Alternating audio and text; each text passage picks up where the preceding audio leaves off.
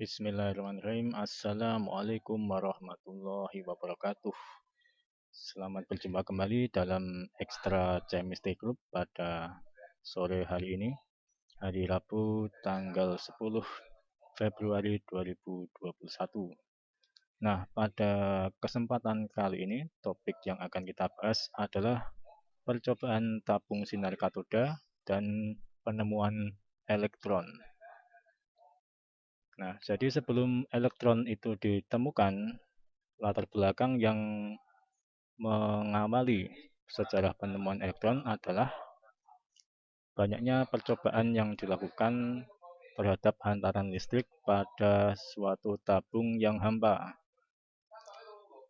di mana kita ketahui gas pada tekanan normal tidak dapat menghantarkan listrik. Namun, dari penemuan Sir Humphrey Davy, fisikawan dari Inggris, ia menemukan bahwa gas pada tekanan rendah atau dalam kondisi hampa ternyata dapat menjadi penghantar listrik yang baik. Maka dari penemuan Sir Humphrey Davy ini, banyak fisikawan atau peneliti yang mempelajari lebih lanjut hantaran listrik pada tabung hampa. Kemudian ada William Crookes, itu melakukan percobaan penghantaran tegangan yang sangat tinggi, sekitar 10 kV pada tabung yang hampa atau tekanan yang rendah. Percobaannya disebut dengan percobaan Crookes.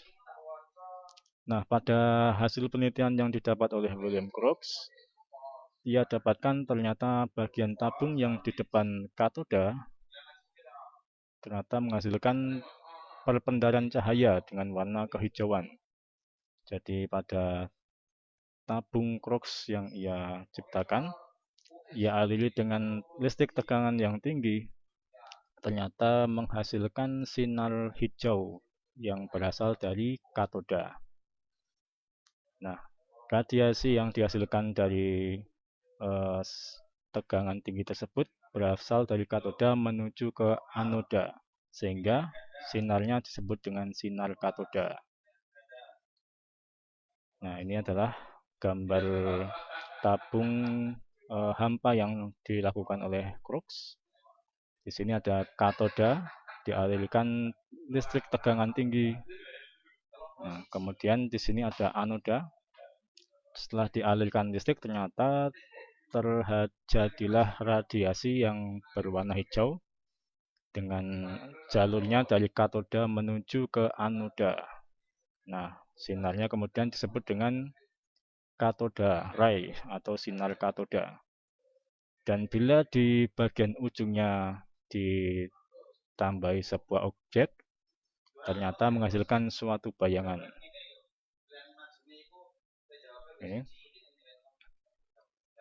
Kemudian dari percobaan Crookes tersebut dilanjutkan dengan percobaan-percobaan yang lain untuk mengetahui sifat-sifat dari sinar katoda tersebut.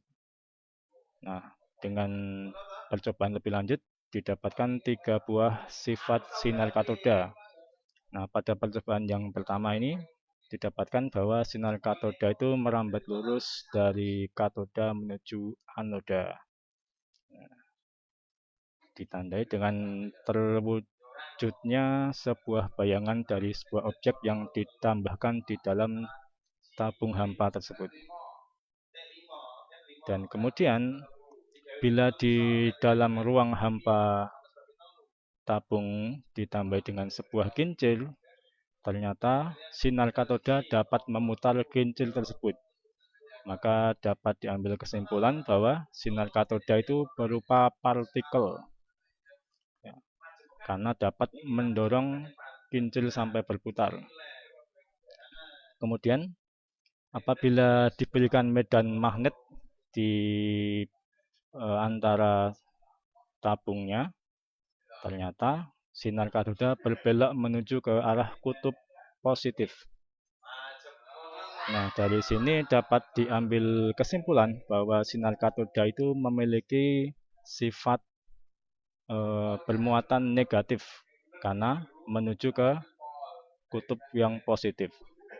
Dan bila diberikan magnet pada kutub negatif, ternyata sinar katoda itu juga menjauhi kutub negatif. Sehingga semakin jelas bahwa sinar katoda itu memiliki muatan negatif. Kemudian ini adalah video dari sebuah percobaan sinar katoda. Ini tabungnya. Ini tabung sinar katoda yang modern ya, versi modern. Katoda di sini, anoda di bagian kanannya. Nah, di sini di bagian katodanya yang paling kiri dialirkan muatan listrik tegangan tinggi. Dan tabungnya dalam kondisi hampa ya. Nah, akan dihasilkan sinar warna hijau yang merupakan radiasi yang berasal dari katoda. Nah, kita ulangi lagi. Pada bagian ini ada sebuah magnet didekatkan kepada sinar katoda, ternyata sinarnya berbelok.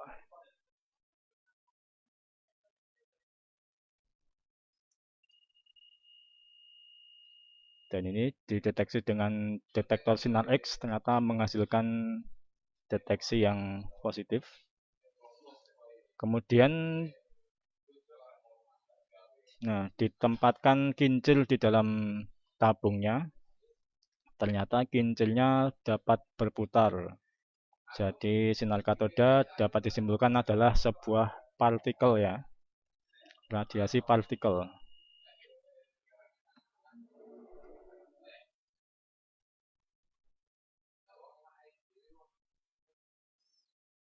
Ya, ini. Nah, hasil penelitian dari tabung sinar katoda tersebut dilanjutkan oleh J.J. Thomson pada tahun 1897 dengan meneliti simpangan sinar katoda dalam medan listrik. Nah, beliau menentukan bahwa nisbah muatan per massa dari partikel sinar katoda adalah sebesar 1,76 kali 10 pangkat 8 coulomb per gram. Nah, jadi beliau berkesimpulan bahwa sinar katoda itu memiliki muatan. Nah, partikel sinar katoda itu kemudian oleh Thomson dinamakan dengan elektron dan bermuatan negatif. Dan setelah berbagai penelitian lagi, didapatkan bahwa sinar katoda tidak tergantung pada jenis elektron ataupun gas dalam tabungan. Jadi jenis elektronnya diganti dengan elektroda, maksud saya jenis elektrodanya diganti dengan berbagai macam elektroda, gasnya juga diganti dengan berbagai macam gas, maka tidak mempengaruhi sifat elektronnya. Jadi elektron tetap sama sifatnya. Maka J.J. Thomson pun berkesimpulan bahwa elektron itu adalah suatu partikel dasar penyusun dari atom. Dan kemudian Thomson melanjutkan dengan mencetuskan model atom Thomson yang merupakan pembaruan dari model atom yang sudah dicanangkan oleh Dalton. Nah, dapat kita lihat pada model atom Dalton, beliau hanya berpendapat bahwa atom itu merupakan model terkecil dari sebuah benda tanpa memiliki muatan positif dan negatif. Nah, kemudian pada model atom Thomson sudah ada positif dan negatif. Pada model atom Thomson ini modelnya serupa dengan roti kismis. Roti kismis yang dimana ada elektron-elektron yang bermuatan negatif menempel seperti kismis ya di dalam sebuah bola bermuatan positif. Nah, modelnya menyerupai roti kismis, kemudian atom merupakan materi yang bermuatan positif.